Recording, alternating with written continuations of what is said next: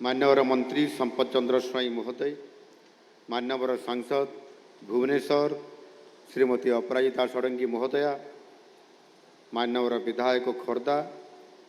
तथा जिला योजना बोर्ड अध्यक्ष श्री प्रशांत जगदेव महोदय, मान्यवर विधायक बेगुनिया श्रीयुक्त प्रदीप कुमार साहू महोदय, मुख्य शासन सचिव श्रीमती अनु गर्ग, अतिरिक्त शिल्प विभाग अतिरिक्त मुख्य शासन सचिव श्रीयुक्त Hemant Sharma, Adani ports SEZ managing director Shri Karan Adani जी,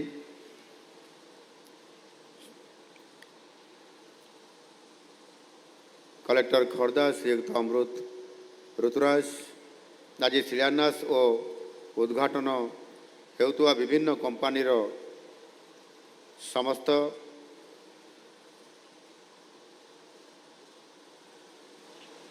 चेयरपर्सन एवं सेमानंकर प्रतिनिधिगण, नूतन भावे नियुक्ति पाउथवा समस्त युवबंधुगण, प्रिय भाई भणी माने एवं गणमाध्यमर समस्त बंधुगण, आज समृद्ध ओडिशार महायात्रारे एक नूतन किंतु गुरुत्वपूर्ण फर्द आज जोड़ी हो गला। वर्तमान ओडिशा रे चालुवा द्वितीय शिल्प विप्लवर यह होची वास्तव प्रतिफलन।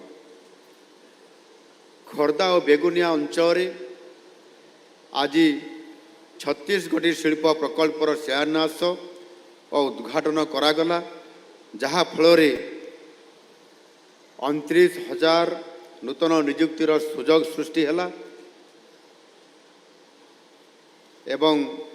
40,811 कोटी टंका मध्य आज एठी विनियोग हेबार ये प्रकल्प करिवार सुनिश्चित सृष्टि है।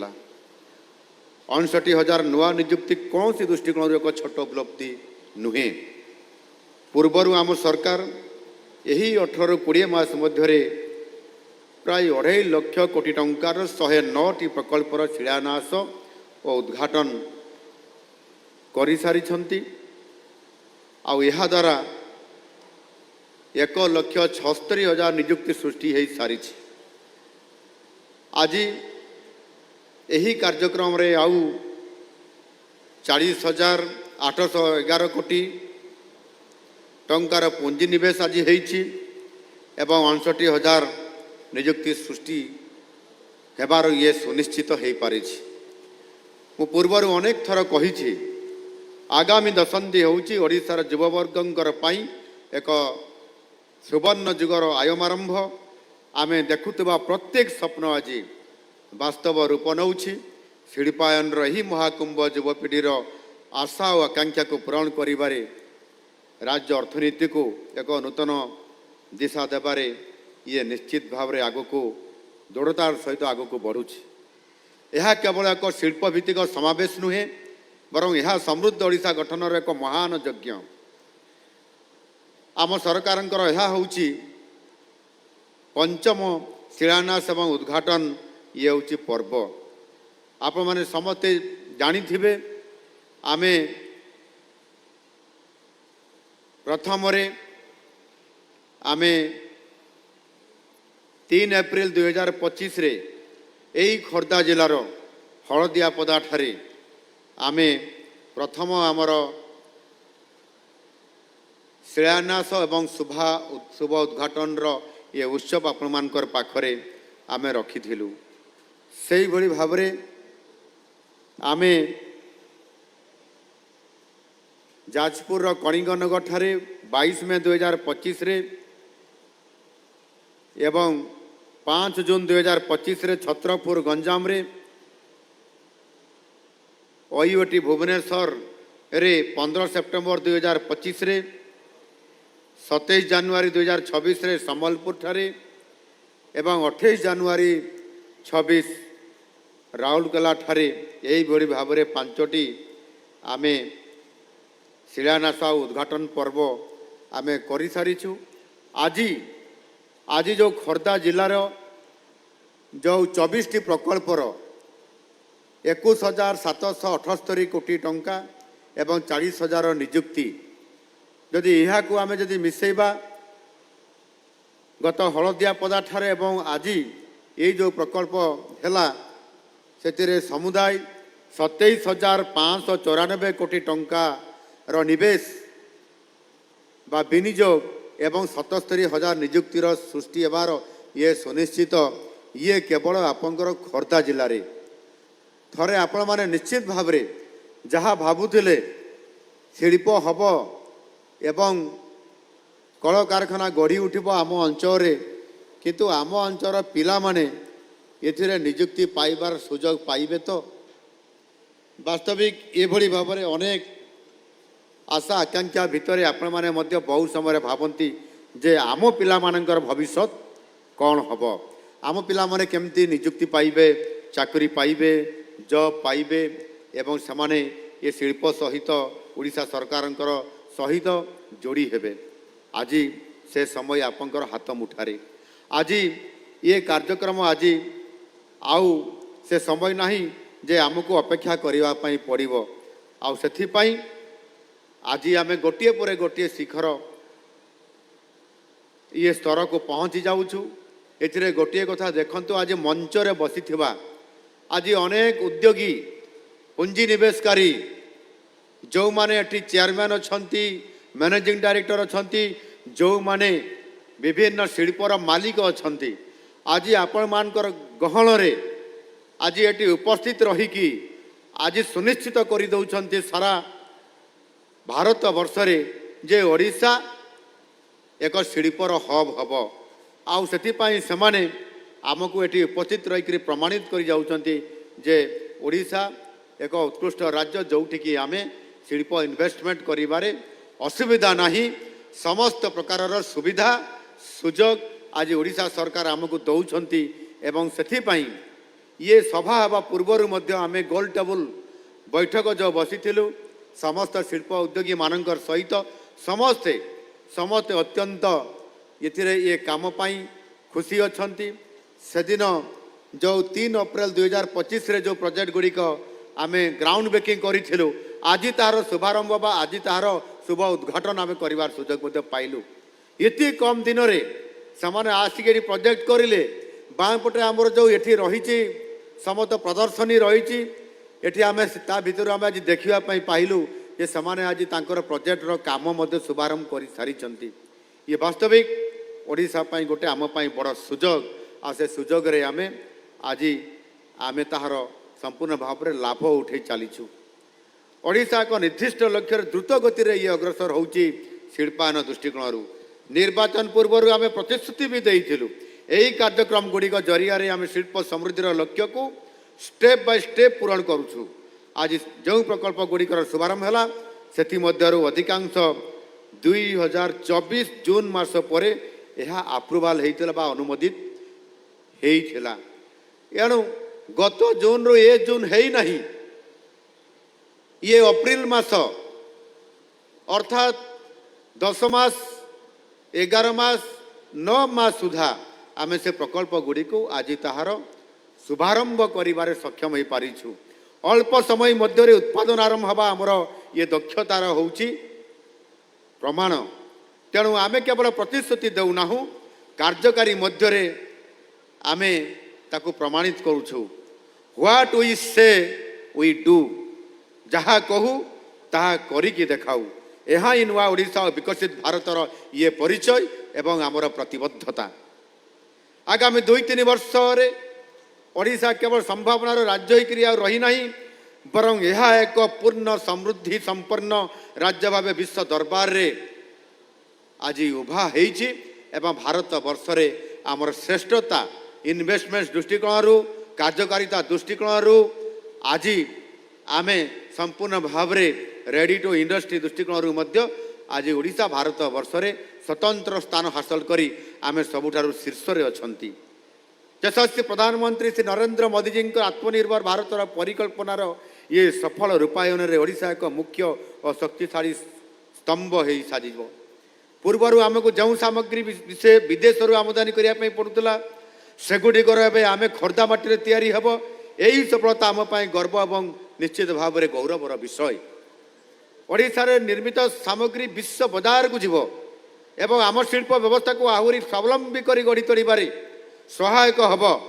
Odisha will be a major pillar of Atmanirbhar Bharat. आज ओडिशा व्यापक आकार में भित्तिभूमि निर्माण करुछि। चलित बजेट रे भित्तिभूमि पाई आम सरकार लोकंकर सरकार अर्थात आपण मानकर सरकार आमे सबुठारु बड़ प्राधान्य देइछु आमर भित्तिभूमि उपरे इंफ्रास्ट्रक्चर डेवलपमेंट उपरे सेथिपाई कैपिटल एक्सपेंडिचर को मध्य आमे वृद्धि करिसंती एवं 72,000 कोटी रु अधिक टंकार आमे पूंजी निवेश करूछु एवं भित्तिभूमि निर्माण करूछु जो थिरे कि आज जोठी शिल्प हवा पय जाउछि आज जोठी व्यवसाय हवा पय जाउछि आज आमे जोठी पोर्ट ट्रांसपोर्टेशन करिया पय जाउछु ताहार कम्युनिकेशन सहित समस्त भित्तिभूमि को सुदृढ़ करने आज भारत वर्ष रे सबुठारु अधिक अर्थात आम राज्य जीडीपी रो प्राय 6.5% यह भित्तिभूमि निर्माण हवा सहित आज रोजगार मध्य सृष्टि करिबारे एक श्रेष्ठता प्रतिपादन करने जाऊँगी आम ओडिशा। आउ आज आपण मानकर आशीर्वाद रे आपण मानकर नेतृत्व रे ही जो सरकार प्रतिश्रुति देइतिले आज ताहा सुनिश्चित करने जाउछंती। आमे व्यापक भित्तिभूमि निर्माण करने सहित युव वर्गंकर दक्षता विकास बा स्किल डेवलपमेंट उपर सर्वाधिक गुरुत्व आमे दउछु। शिल्पपति निवेशक मानकर पाई एक सुरक्षित और अनुकूल परिवेश सृष्टि करा जाइछि। मोदी जी दृढ़ समर्थन जगु ओडिशार विकास रथ एवं अटकिबार आ कौन सी प्रकार प्रश्न नहीं। ओडिशा रे प्रतिष्ठित होउतबा शिल्प पाई आवश्यक होउतबा मानव संबल को इंडस्ट्री रिक्वायरमेंट मुताबक प्रशिक्षण देवाई आम सरकार मध्य ये निरंतर भाव में उद्यम जारी रखिंट एवं कार्यक्रम को मध्य सुनिश्चित करुछंती। राज्य में 3टी विश्व दक्षता केंद्र प्रतिष्ठित होउछि। भुवनेश्वर रे वाल स्किल सेंटर आपण मानकर पाखरे आज उभा हेछि एवं ताहा सफलता लाभ करला परे आउ दुई गोटी आमे वाल स्किल सेंटर मध्य करिया जाउछंती संबलपुर एवं आपंकर ब्रह्मपुर रे मध्य सही बड़ी भाव में 2 गोटी अधिक सरकारी इंजीनियरिंग कॉलेज रा मध्य प्रतिष्ठा करिया आज आमे जाउछंती। एणु मु आज कहबा चाहे आपण मान को निश्चित भाव में ये बाबद रे मु जणाइबा चाहे जे आमे धीरे धीरे ओडिशा को समृद्ध ओडिशा बनैबार जो परिकल्पना जो स्वप्न अच्छी आमे सियाड़ को अग्रसर होउछंती। मेरे उद्योगी मित्रगण कुछ दिन पहले खोर्धा में अप्रैल 3, 2025 में जो खोर्धा जिला का हल्दिया पदा में एक ऐसे ही कार्यक्रम में मैं आया था और उसी दिन मैंने कहा था कि हमारी सरकार राज्य में उद्योग निर्माण के लिए हर संभव सहायता आप लोगों को प्रदान करेगी। मैं हमेशा हमारा उद्योगपति मित्रों से कहता हूं आप निश्चित होकर ओडिशा में इन्वेस्टमेंट कीजिए। हमारा देश का कोई भी राज्य जितना फैसिलिटी दे रहा है हम उससे कोई ज़्यादा देंगे, बिल्कुल कम नहीं करेंगे। आप हमारा टीम के साथ बातचीत कर सकते हैं। अगर कोई मुसीबत या प्रॉब्लम आ जाएगा आता है तो डायरेक्ट सीएम के साथ 1 to 1 आप भी बातचीत कर सकते हैं और इसी आधार पर हम काम को आगे लेके जा रहे हैं। पिछले 20 महीने विशेष रूप से 2025 जनवरी से ओडिशा में सही महीने में दूसरा शिल्प विप्लव अर्थात सेकेंड इंडस्ट्रियल रिवॉल्यूशन आज ओडिशा में शुरू हुआ है। पिछले 20 महीने में खुद देश के अलग अलग शहर जैसे मुंबई, हैदराबाद, कलकत्ता, दिल्ली और उनके साथ हमारे राज्य में कोई सारी संबलपुर, राउरकेला, ब्रह्मपुर, कालिका नगर और भुवनेश्वर में हम विभिन्न उद्योगपतियों से मिल चुका हूं। हमारे वार्तालाप में मैंने महसूस हुआ है कि ओडिशा में निवेश के लिए वो आना चाहते हैं क्योंकि अब हमारी सरकार ने उद्योग के लिए एक अच्छी इकोसिस्टम बनाने में हम आज सफल हुए हैं। आप अगर एक बार यहाँ निवेश के लिए मन बना लिया तो बाकी का काम हम देखेंगे। लैंड अलॉटमेंट, अप्रूवल्स, सब कुछ टाइमली होगा, ये मेरा गारंटी है आप लोगों के लिए। हमारा एक डेडिकेटेड टीम है जो आपको हर वक्त सहायता करने के लिए तैयार रहेगा। आप एक बार इन्वेस्टमेंट करने के लिए तैयार हो जाएंगे तो बाकी सब काम हम देखेंगे। लैंड अलॉटमेंट से लेकर अप्रूवल तक सब कुछ समय पर पूरा किया जाएगा। मेरा आपसे एक निवेदन है, आप हमारे एमएसएमई, स्टार्टअप और स्थानीय उद्योगियों को आपका सहायता दीजिए, क्योंकि उद्योग विकास के लिए एक इंटीग्रेटेड इंडस्ट्रियल बेस जरूरी है। हम एक इकोसिस्टम तैयार कर रहे हैं। We want to development an industrial ecosystem. It can grow in silos. इसके लिए आपके सहयोग जरूरी है। Odisha welcomes you with an open mind and open arms. आज एठारे उपस्थित आमर युवबंधु मानक मु कहबाकू चाहे, आमे ओडिशा पई स्वप्न देखुछु। शिल्पपति और निवेश मानक ओडिशा को निमंत्रण करुछु। भित्तिभूमि मध्य निर्माण करुछु। ये सबुर मूल अछंती आपण माने ही अछंती। आपण माने एठी जो संख्या रे आसिले आमर ए अंचल शिल्प करिया पई आपण माने सहयोग करिले। आपण मानकर स्थानीय प्रतिनिधि माने ये आपंकर बेगुनियार मानवर विधायक महाशय एठी जेबड़ी भाव में वक्तव्य रखिले। आमर खोर्धार विधायक जेबड़ी भाव में आपण मान को सहयोग करुछंती। एवं सर्वोपरि ए अंचल आमर लोकप्रिय सांसद महोदया से जेबड़ी भाव में अंचल पाई एक दृष्टि निवेश करिछंती। निश्चित भाव में एठी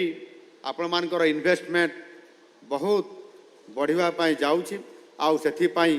केवल ये खोर्धार ही 27,954 कोटी टंकार निवेश एवं 77,000 युवक युवती को नियुक्ति सृष्टि करिबा एवं 36टी प्रकल्प ए अंचल रे हेबा एवं ए अंचल एक इंडस्ट्री हब हेबा। ये निश्चित भाव में आम समस्तंकर पाई, ए खोर्धावासींकर पाई, ए अंचल पाई एवं नयागढ़ अंचल पाई मध्य ये गोटे बहुत बड़ आकर्षणीय केंद्र। एवं येठी आपण मान को चाकरी मिलिबा सहित ए अंचल व्यवसाय करिबा, ए अंचल काम करिबा, आपनकर अर्थनैतिक अभिवृद्धि रे ये निश्चित भाव में सहायक हवा सहित आपनकर भविष्य एइटी जोड़ी करी अछि, जहा को आज आम सरकार ताको सुनिश्चित करिया पय जाउछंती। आपण मानकर सुनेली भविष्य पई आपण मानकर ए सरकार प्रथम दिन प्रतिबद्ध ए काम करूछंती। आपण देखंत आम सरकार को आसीबार एबे आउ मात्र किछि मास बाकी अछि 2 वर्ष को पूरण करिवो। आमे निरंतर भावे दिन राति एक करी काम करूछु। दिन रे भी काम करूछु, राति रे भी काम करूछु, छुट्टी दिन रे भी काम करूछु, पर्व पर्वाणी रे मध्य आमे लोकंकर पाई सरकार काम रे लागि छंती। छुट्टी दिन हो, पूजा पर्वाणी हो, दिन भी काम बंद है नहीं कि आपंकर ये मुख्य सेवक मध्य छुट्टी नहीं नहीं। एणु ये निरंतर आमर उद्यम ये निश्चित भाव में सफल नेतृत्व आगामी दिन में ओडिशा को समृद्ध ओडिशा बनैबारे, विकसित ओडिशा बनैबारे, नुआ ओडिशा बनैबारे एवं प्रधानमंत्री नरेंद्र मोदी जी जो संकल्प जो 2047 रे विकसित भारत बनैबारे केबे भी आमे पछेबू नहीं। बरं जो आह्वान हमको मोदी जी देइचंती विकसित भारतर ग्रोथ इंजिन हम ओडिशा, ताकू आमे सुनिश्चित करिया पय अग्रसर होउछु। आपण माने सरकार बाछिछंती, किंतु आमे आपण मान को आमर साथी हिसाब रे आमे बाछिछु। आपणकर सुंदर भविष्य पय जहा किछि आवश्यक मोदी जी नेतृत्व में आमर डबल इंजिन सरकार ये सब किछि करिबा पय संपूर्ण भाव में प्रस्तुत। आमे चाहूछु आपण माने ओडिशार शिक्षा ग्रहण करंतु, एइटार दक्षता विकास करंतु एवं निज माटी रे नियुक्ति पाई राज्यर सर्वांगीन उन्नति रे सहयोग करंतु। देखिबे आगामी दिन में आपण माने आउ चाकरी खोजिबा पाई, आपण माने काम करिबा पाई, आपण माने केबे दिल्ली, मुंबई, चेन्नई, कलिकता, सूरत, पुणे, दिल्ली आपण मान को आउ जीवा पाई पड़िबो नाही। एइटी आपण मान को चाकरी देबार सुनिश्चित आम सरकार करिया पाई जाउछंती। ओडिशा को एवं लक्ष लक्ष कोटी टंकार पुंजी आसुची 20 लक्ष कोटी टंकार पुंजी आसिकरी एमओयू साइन है आज ताहार अनुमोदन अपेक्षार अच्छी ता मध्यरु 6 लक्ष कोटी टंकार अधिक पुंजी निवेश पाई आम सरकार अनुमोदन दे सारी 3 लक्ष कोटी टंकार पुंजी निवेश हो साराणी 2 लक्ष नियुक्ति सृष्टि होती आउ ये शिल्पायनर यात्रा मध्य जारी रही ये पंचम ग्राउंड ब्रेकिंग उत्सव पर आगामी दिन में पुणी आम आ गोटे स्टेप को जीवाई ये कार्यक्रम जारी रखीछु एवं आहुरी भारत वर्षर अनेक उद्योगी पाखर आम आगामी दिन में अहमदाबाद जाऊँ गुजरात राजधानी जोटी माननीय यशस्वी प्रधानमंत्री राज्य अच्छी एवं तांकर राज्यर राजधानी अच्छी अहमदाबाद आम माननीय प्रधानमंत्री राज्य ये जिला को निवेश ये राज्य को निवेश करने निवेशकारी को आकर्षण करने जाऊँ आम जाऊँ सुदूर अमेरिका आम जाऊँ यूरोप को आगामी दिन में ये निरंतर उद्यम आमर जारी रहिबो एवं ओडिशा को समृद्ध ओडिशा करबारे आमे केबे भी पछघुंचा देबु नाही आमर मने अछि जेते बेले आमर साधव पुओ माने व्यापार वाणिज्य करबा पई ओडिशा को समृद्ध करबा पई 7 समुद्र 13 नई से डेई विदेश को जाउछले वाणिज्य करबा पई से जाभा सुमित्रा बर्नियो इंडोनेशिया ये समस्त अंचल को जाऊले श्रीलंका को जाऊले सिंगापुर को मध्य जाऊले आमर से 1000 दिन पूर्वर इतिहास अच्छी आमर ऐतिह्य अच्छी आमे समृद्ध ओडिशा बनैबारे बहुत भूमिका आमर पूर्वज माने नहीं आज से पूर्व समय को मने पकाई भविष्य गठन करने दृढ़तार सहित काम करने ये प्रकार कलिंग वीर आउ आमर ये जाति पाइक पुओ आज ये खरदार माटी आज आमको सही मन पकई दौची सही स्मृति को साउंटी आम आग को बढ़िबार समय आसी समस्त को आह्वान करुच्ची आपण मैंने आगे आसतु आम समस्ते युद्ध रे विजयी हवा समृद्ध ओडिशा तथा विकसित ओडिशा बनैबारे आम आग को बढ़ी चलिबा तेणु आपण मान को एक सुंदर भविष्य आपण मानकर पई अपेक्षा करिछि आईआईटी एनआईटी एवं आईएम व्यतीत आमर वाल स्किल सेंटर संप्रसारण मध्य आमे करूछंती ए अंचल रे आपनकर आमे अधिक केमिति भाबरे इन्वेस्टमेंट बढ़िबो सेथि पाई मध्य आपण मान को स्किल रे आपण को निपुणता करिवा पाई दक्षता आपण माने सर्टिफिकेट नेई करी गले ही आपण माने आगो को बढ़ी पारिबे सेथि पाई आईआईटी गुड़िकर उन्नत करा जाई सेतिरे सेंटर ऑफ एक्सीलेंस रो स्थापन मध्य करा जाउछि एबे मु किछि समय आगु मु देखुथिली आमर पिला माने बड दक्षता रे स्किल रे कम नुहंती जेते बेले आज वाल स्किल सेंटर भुवनेश्वर रे प्रतिष्ठित हेइछि आम पिला माने स्किल रे बेटर करूछंती एवं समाने विश्व स्तरीय प्रतियोगिता रे मध्य भाग नहीं समाने अनेक पुरस्कार प्राप्त अर्जन करी मध्य आमर ये भारत वर्ष समेत ये ओडिशा को मध्य गौरवान्वित करैछंती गत वर्ष यूरोप रो लियन ठारे जेते बेले कंपटीशन होउतला वाल स्तर रो वाल स्किल कंपटीशन सेते बेले आमर दुई जण आमर पिला से माने पुरस्कृत होकर आसी विश्व स्तर प्रतियोगिता रे चलित वर्ष इंडिया स्किल कंपटीशन रे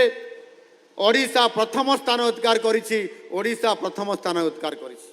ये आम पई सौभाग्यर विषय आगामी दिन जेतेबेले वाल स्किल कंपटीशन जेतेबेले हबो एवं हेबा पई जाउछि आपनकर चाइना रे सेतेबेले आम ओडिशार पिला माने सिलेक्ट हेकरी जिबे एवं सेमाने सेठी मध्य स्वतंत्र भाव में मेडाल नहीं बा पुरस्कार नहीं आसबे एवं एथिपाई जे मेडाल नहीं आसबा एवं आम पिला मानकर दक्षता वृद्धि हेबा एवं जो इंडस्ट्री आज तैयारी हेबापई जाउछि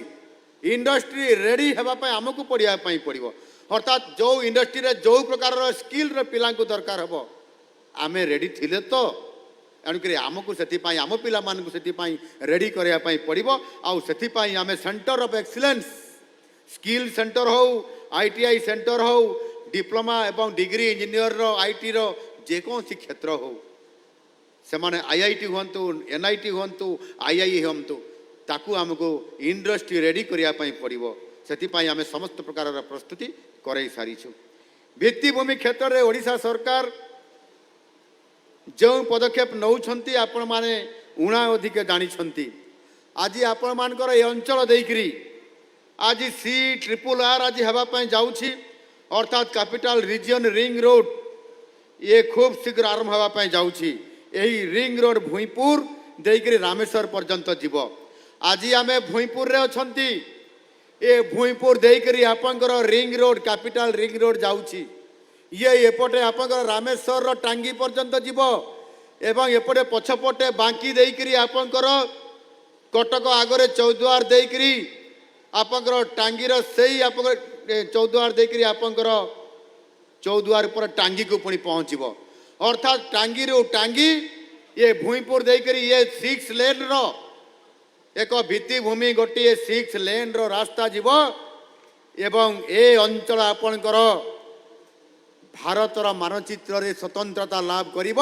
ଆଧୁନିକ ଶିଳ୍ପାଞ୍ଚଳ ଓ ସ୍ମାର୍ଟ ସିଟି ଗଢ଼ି ଉଠିବ, ଯାହା ସ୍ଥାନୀୟ ଅଞ୍ଚଳ ଆର୍ଥିକ ଅଭିବୃଦ୍ଧିକୁ ଆହୁରି ତ୍ୱରାନ୍ୱିତ ଏବଂ ବ୍ୟାପକ ଭାବରେ କରିବ। ଏ ସୌଭାଗ୍ୟ ଆମମାନଙ୍କର ଆପଣମାନଙ୍କର ସାମ୍ନାରେ ଛିଡ଼ା ହେଇଛି। ସେଇଭଳି ଭାବରେ ଭୁବନେଶ୍ୱର, କଟକ, ପୁରୀ, ପାରାଦୀପ ଇକୋନୋମିକ୍ ରିଜିଅନ୍ର ବିକାଶ କରାଯାଉଛି। କେନ୍ଦ୍ର ସରକାର ଏ BCPPR ପ୍ରୋଜେକ୍ଟକୁ ବଜେଟ୍ରେ ସ୍ଥାନ ଦେଇଛନ୍ତି ଏବଂ 5,000 କୋଟି ଟଙ୍କାର ମଧ୍ୟ ଅର୍ଥର ପ୍ରାବଧାନ ରଖିଛନ୍ତି। ତାହା ସହିତ ସମଗ୍ର ଓଡ଼ିଶାର ଯୋଗାଯୋଗର ବିକାଶ କରିବା ପାଇଁ ଆମେ 3ଟି ଗୁରୁତ୍ୱପୂର୍ଣ୍ଣ ରାସ୍ତା ନିର୍ମାଣ କରୁଛୁ। ବ୍ରହ୍ମପୁରରୁ ଜୟପୁର, ବ୍ରହ୍ମପୁର ହେଉଛି ଗୋପାଳପୁର, ବ୍ରହ୍ମପୁର ଏବଂ ଆପଣଙ୍କର ଏବେ ନୂଆ ହେଉଥିବା ଆମର ବାହୁଦା ପୋର୍ଟ, ଏହାକୁ କନେକ୍ଟିଂ କରିବ ଆପଣଙ୍କର କୋରାପୁଟ, ରାୟଗଡ଼ା, ଜୟପୁର ଏବଂ ମାଲକାନଗିରି, ନବରଙ୍ଗପୁର। ସେଥିପାଇଁ ବ୍ରହ୍ମପୁର ଜୟପୁର ପର୍ଯ୍ୟନ୍ତ 287 କିଲୋମିଟରର ଇଏ ଏକ୍ସପ୍ରେସ୍ ୱେ ଆମେ ଓଡ଼ିଶା ସରକାରଙ୍କ ତରଫରୁ ଆମେ ତିଆରି କରିବା ପାଇଁ ଯାଉଛୁ। 9,000 କୋଟି ଟଙ୍କା ବିନିଯୋଗରେ ନିର୍ମାଣ ହେବା ପାଇଁ ଯାଉଛି। ଏ ରାସ୍ତା ମଧ୍ୟ ଖୁବ୍ ଶୀଘ୍ର ଆମର ହେବା ପାଇଁ ଯାଉଛି 6 ଲେନ୍ର ରାସ୍ତା। ସେଇଭଳି ଭାବରେ ଦ୍ୱିତୀୟ ବୃହତ ରାସ୍ତା ଆମର ଗଜପତି ଜିଲ୍ଲାର ପାରଳା ଖେମଣ୍ଡିରୁ ବରଗଡ଼ ଜିଲ୍ଲାର ଆମ୍ବାଭନା ପର୍ଯ୍ୟନ୍ତ ଇଷ୍ଟ ୱେଷ୍ଟ କରିଡର ଇଏ ନମୋ ଏକ୍ସପ୍ରେସ୍ ନାମରେ ଆମେ ନିର୍ମାଣ କରିବା ପାଇଁ ଯାଉଛନ୍ତି। ଏବଂ ତା ସହିତ ଆଉ ଗୋଟିଏ ଦକ୍ଷିଣ ଉତ୍ତର କରିଡର ବା ଉତ୍ତର ଦକ୍ଷିଣ କରିଡର ମଧ୍ୟ ନିର୍ମାଣ ହେବା ପାଇଁ ଯାଉଛି। ଏହା ହେଉଛି ସମ୍ପୂର୍ଣ୍ଣ ରାଜ୍ୟର ବଜେଟ୍ରେ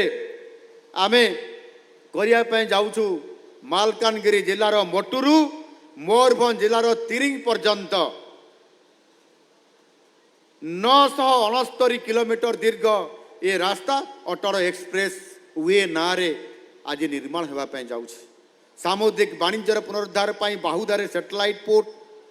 ଯେଉଁଥିରେ ଆପଣଙ୍କର ପାଖାପାଖି 23,000 କୋଟି ଟଙ୍କାର ଇନଭେଷ୍ଟମେଣ୍ଟ ହେବା ପାଇଁ ଯାଉଛି। ଏବଂ କେନ୍ଦ୍ରାପଡ଼ାର ମହାନଦୀ ମୁହାଣରେ ସିପ୍ ବିଲ୍ଡିଂ କ୍ଲଷ୍ଟର ନିର୍ମାଣ କରାଯାଉଛି। ଏବଂ ଆପଣଙ୍କର ଆଦାନୀ ଗ୍ରୁପ ଯାହା କେନ୍ଦ୍ରାପଡ଼ାରେ ସିପ୍ ବିଲ୍ଡିଂ କ୍ଲଷ୍ଟର ହେବ, ତାହା 24,700 କୋଟି ଟଙ୍କାର ନିର୍ମାଣ ହେବା ପାଇଁ ଯାଉଛି। କେନ୍ଦ୍ର ସରକାରଙ୍କର ସମ୍ପୂର୍ଣ୍ଣ ଭାବରେ ଅର୍ଥନୈତିକ ସାହାଯ୍ୟ ଆମ ପାଖରେ ଅଛି। ଆଦାନୀ ଗ୍ରୁପ ପରି ବଡ଼ ଶିଳ୍ପ ସଂସ୍ଥାମାନେ ଆମ ବନ୍ଦର ବିକାଶରେ ସହଭାଗୀ ହୋଇଛନ୍ତି। ଏହି ପଦକ୍ଷେପ ଗୁଡ଼ିକ ଓଡ଼ିଶା ଦକ୍ଷିଣ ପୂର୍ବ ଏସିଆର ଏକ ପ୍ରମୁଖ ବାଣିଜ୍ୟିକ କେନ୍ଦ୍ର ଭାବେ ଆଜି ଉଭା ହେବା ପାଇଁ ଯାଉଛି। ଆମର ଇଏ ପୋର୍ଟ ବେସ୍ ଇଏ ରାଜ୍ୟ ଓଡ଼ିଶା। 2036କୁ ଆଉ ମାତ୍ର 10 ବର୍ଷ ରହିଲା। ଏହି 10 ବର୍ଷ ହେଉଛି ଆମ ସମସ୍ତଙ୍କର ପାଇଁ ସଂକଳ୍ପର ଦଶକ। ଆମ ଅସ୍ମିତା ସହିତ ଆମ ଅର୍ଥନୈତିକ ବିକାଶ ପାଇଁ ଏହା ହେଉଛି ଅତୀବ ଗୁରୁତ୍ୱପୂର୍ଣ୍ଣ। ଆମର ଅର୍ଥନୀତି ଉନ୍ନତ ହେଲେ, ଆମର ଭିତ୍ତିଭୂମି ଗୁଡ଼ିକ ବିଶ୍ୱସ୍ତରୀୟ ହେଲେ, ସମ୍ପୂର୍ଣ୍ଣ ବିଶ୍ୱର ଅର୍ଥନୀତି ସହିତ ଆମ ଅର୍ଥନୀତି ସିଧାସଳଖ ଭାବରେ ଯୋଡ଼ି ହୋଇପାରିବ। ଆମେ ଓଡ଼ିଶାକୁ ପୂର୍ବ ଭାରତର ମାନୁଫ୍ୟାକ୍ଚରିଂ ହବ୍ କରିବାକୁ ଲକ୍ଷ୍ୟ ରଖିଛୁ। ମାନନୀୟ ମୋଦିଜୀଙ୍କର ପରିକଳ୍ପିତ ବିକଶିତ ଭାରତରେ ସମୃଦ୍ଧ ଓଡ଼ିଶାର ଯୋଗଦାନ ହେବ ଅନନ୍ୟ ଏକ ଅଭିନ୍ନ ଉପାଦାନ ଏବଂ ସମୃଦ୍ଧ ଓଡ଼ିଶା ଗଠନ ଶିଳ୍ପର ବିକାଶର ଅପରିହାର୍ଯ୍ୟ। ଆଜି ଏହି କାର୍ଯ୍ୟକ୍ରମ, ଏହି ସଂକଳ୍ପର ଆମର ଇଏ ହେଉଛି ଆମର ପ୍ରତିଫଳନର ନିଦର୍ଶନ। ଆସନ୍ତୁ ଆମେ ସମସ୍ତେ ଏକଜୁଟ ହୋଇ ଏକ ସମୃଦ୍ଧ ବିକଶିତ ଓଡ଼ିଶା ଗଠନ ପାଇଁ କାମ କରିବା। प्रत्येकटी शिल्प प्रत्येकटी पुंजी निवेश आम प्रगतिर गोटे गोटे स्वर्ण सोपान हो। मु यही अवसर रे आपण मानक समस्त को आज आम राज्य सरकार आपणकर सरकार आम सरकार लोकंकर सरकार आज आपण मानक प्राधान्य देवा सहित महिला सशक्तिकरण करवा युववर्ग को नियुक्ति एवं सेमानंको भविष्यत ओडिशा निर्माणर मुख्य सारथी भावे आगामी दिन में ये सरकार नियुक्ति क्षेत्र सहित जोड़िबा एवं कृषक मान कृषक सशक्तिकरण क्षेत्र में सेमानंको आर्थिक दृष्टिकोण सशक्त करवा एवं समस्त पछुआ वर्गर आदिवासी वर्गर समस्त को जेभली भाव में आम सरकार दृष्टि रखिंट एवं अर्थनैतिक दृष्टिकोण आमर जो स्वप्न अच्छी आम विजन डॉक्यूमेंट 2036 एवं 2047 बनई माननीय मोदीजी निजे ओडिशा को आसी ताहाकु मध्य उद्घाटन करिसेंती। आउ सेही आधार रे आज प्रथम थर करी ओडिशार बजेट 3,10,000 कोटी अर्थात 3 लाख कोटी टंकार अधिक टंका को छुईची एवं आज आमर बजेट सरप्लस बजेट हिसाब रे आज भारत वर्ष रे सबुठारु श्रेष्ठ बजेट आज मान्यता पाई। आज आम कैपिटल एक्सपेंडिचर आज 72,000 कोटी अधिक करिवार सक्षम हेइचु जहाँकि आमर राज्य जीडीपी रो 6.5% रु अधिक रखि पारिछु आउ ताहा मध्य संभव हेइची आज आपण मानकर आशीर्वाद कारण आज नुआ सरकार आसीबार 2 वर्ष पूर्ण है नहीं किंतु आज आमे विकास क्षेत्र रे जनकल्याणकारी क्षेत्र रे आमे आगे चलीछु एवं समस्त गरीब कल्याण योजना रे जमिति माननीय यशस्वी प्रधानमंत्री नरेंद्र मोदी जी आमको समस्त को निःशुल्क भाव में प्रति व्यक्ति पिछा 5 किलो लेखाए आपण मानकु चाउल प्रदान करुछंती आपनकर परिवार पिछा 25 किलो रु 30 किलो पर्यंत आपण मानकु चाउल निःशुल्क रे प्रदान करुछंती। ठीक सही बड़ी भाव में ताकू आहुरी जो 25 किलो चाउल आपण मानकु प्राप्त होउची आपण मानकर 10 रु 12 दिन पर्यंत आपण मानकु सहयोग हाथ आज केंद्र राज्य सरकार डबल इंजिन सरकार हाथ बढ़ाई छंती। एबे पुणी आउ थे आम सरकार भी निष्पत्ति नहीं छंती ना आम लोक मान को आहुरी स्वावलंबनशील करिया पई पड़िबो समान को सशक्त करिया पई पड़िबो अर्थनैतिक दृष्टिकोण से आम मुख्यमंत्री अन्नपूर्णा योजना माध्यम आहुरी व्यक्ति पिछा 5 किलोर चाउल आपण मानकु निःशुल्क भाव में आपण मानकु देबा पई निष्पत्ति नहीं आहुरी 25 किलो 30 किलो पर्यंत आपण मानकु चाउल प्रदान करी निःशुल्क रे आगामी दिन में आपण मानकर अर्थनैतिक दृष्टिकोण सशक्त करवा ये काम भी आम सरकार आज आपण मानकु आगु को नेबा पई संकल्प नहीं काम आरंभ करबा पई जाउछंती। एक प्रोजेक्ट आरंभ होईछि कैबिनेट रे मध्ये अप्रूवल हेई सारिछि एणु मु आपण मानकु निवेदन करिवि गरीब कल्याण अन्न योजना रे हौ बा गरीब कल्याण रो आपनकर सेवा योजना रे हौ जेकोसी योजना रे हौ लोकन को आगो को नेबा ये होछि हमर संपूर्ण भाव रे आमे आपण मानक पई समर्पित एणु ये सरकार शिल्पायन सहित सबु वर्गर लोकन को आगो को नेबा अर्थनैतिक दृष्टिकोण समृद्ध करवा विकसित करवा ये अंचल को ये संकल्प पूरा करिवे आउ सेथिपाई आज आपण माने समस्ते बहुत समय धरिकरी आमर समस्त उद्योगपति निवेशकारी आज ये उपस्थित अछंती। मैं सारी उद्योगपतियों और आप लोग जो इन्वेस्टर्स होके हुए पूंजी निवेशकारी सब वहाँ आते हुए पूरा टाइम दिन भर काल से आज तक आते हुए और वहाँ हमारा कार्यक्रम को सफल करने के लिए आपका इनाग्रेशन और ग्राउंड ब्रेकिंग करने के लिए जो आप वहाँ हमारा पब्लिक के साथ इतना टाइम आप दे चुके हैं निश्चित रूप से हम आभार प्रकट करते हैं। अगले दिन में जो आज ग्राउंड ब्रेकिंग हुआ फिर उनका तो शुभारंभ भी होगा शुभ उद्घाटन होगा इसके लिए फिर आप लोगों को आना पड़ेगा हमारा लोगों को भी आना पड़ेगा और पूरा सरकार भी वहाँ आएंगे और फिर हमें ऐसे ही अगले दिन में फिर पूरा सभा के साथ फिर इनागुरेशन करेंगे और हमारा उड़ीसा लोगों को वहाँ इन्वेस्टमेंट कैसे बढ़ता जाएगा और लोगों को काम भी मिलेगा इसी आधार पर हम आभार प्रकट करते हुए वो जो हमारा आज उड़ीसा प्रगति का और एक स्वर्णिम आप लोग अध्याय फिर शुरू हुआ, जो और निश्चित इन्वेस्टर्स रूप से होते हम हुए पूंजी चाहूंगा निवेशकारी सब आप लोग वो जो और भी हमारा ज्यादा इन्वेस्टमेंट करिए। आज दो उड़ीसा एक प्रगति प्रोजेक्ट का तो आपने और वहाँ एक स्वर्णिम आप लोग अध्याय फिर शुरू हुआ, जो और निश्चित इन्वेस्टर्स रूप से होते हम हुए बोले थे, पूंजी चाहूंगा निवेश जो अप्रैल 3 में किए थे 2025 में, आज 2026 अप्रैल 8 तारीख है, जस्ट आफ्टर 1 ईयर जो प्रोजेक्ट आपने वहाँ प्रोजेक्ट को ग्राउंड ब्रेकिंग हमने किए थे, आज उनका इनाग्रेशन हो गया। और दूसरा प्रोजेक्ट का भी और एक का आज ग्राउंड ब्रेकिंग भी हो गया, उनका सेकेंड फेज का प्रोग्राम। ऐसे भी हमारा एक प्रस्ताव आया था कि, और हमारे सांसद महाशय अपराजा सोलंकी ने बोल रहे थे कि थर्ड प्रोजेक्ट के लिए भी आपने फिर ग्राउंड ब्रेकिंग करने के लिए भी आप तैयार हो जाइए। और इसके साथ हमने इसे करते हुए अगले दिन में हमारा उड़ीसा को समृद्ध बनाएंगे जरूर, और निश्चित रूप से भारतवर्ष में और इकोनॉमिक में हम उड़ीसा को 5 बेस्ट स्टेट में से, प्रदेशों में से हम उसको 1 राज्य के नाते हम खड़ा करेंगे। वही बात रखते हुए मेरा बाड़ीम को मो शब्द को ये मुझे शेष करुँची। आपण मान समस्त को आज कार्यक्रम रे पूर्ण मात्रा रे सहयोग करिथिबारु उपस्थित रही बहुत समय हो जाइछि, 2:30 पाखापाखि है। मोर माँ भौणी माने निश्चित भाव में भोक उपास बहुत समय धरिक तापर भी रही आम ए कार्यक्रम को सफल कर आपण मान धन्यवाद दूची एवं आज मोर वक्तव्य को ये विराम दूची।